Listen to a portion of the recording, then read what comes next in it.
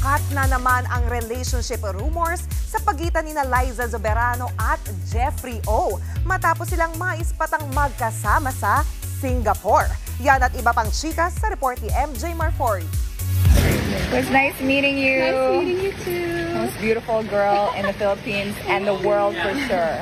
Pinagpiestahan online ang IG story ng Indonesian actress na si Raylene Shah kasama si Liza Soberano sa Singapore.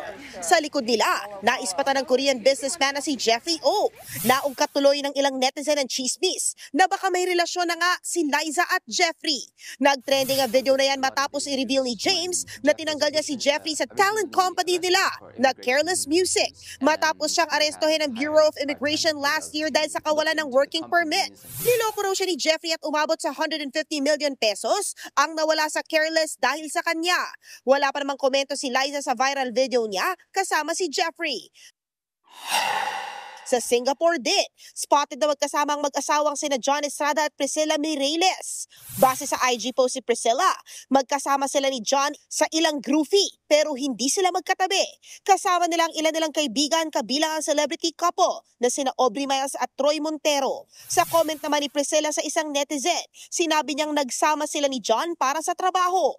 Nitong July lang, nang umugong ang bali-balitang hiwalay na sila, inamin ni John na nagdesisyon silang mag-break muna sa kanilang relasyon. Nagsorry naman si Journey frontman Arnel Pineda sa naging performance niya sa isang music festival sa Rio de Janeiro, Brazil.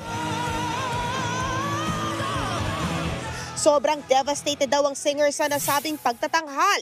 Ilang beses niya kasing hindi nakanta ng maayos ang kanilang hit song na Don't Stop Believing. Kaya hanggang ngayon, iniinda pa rin daw niya mentally at emotionally ang naging performance. Pero magiging okay rin naman daw siya dahil sa nangyari. Nagpa-poll pa ang singer kung dapat siyang manatili sa banda.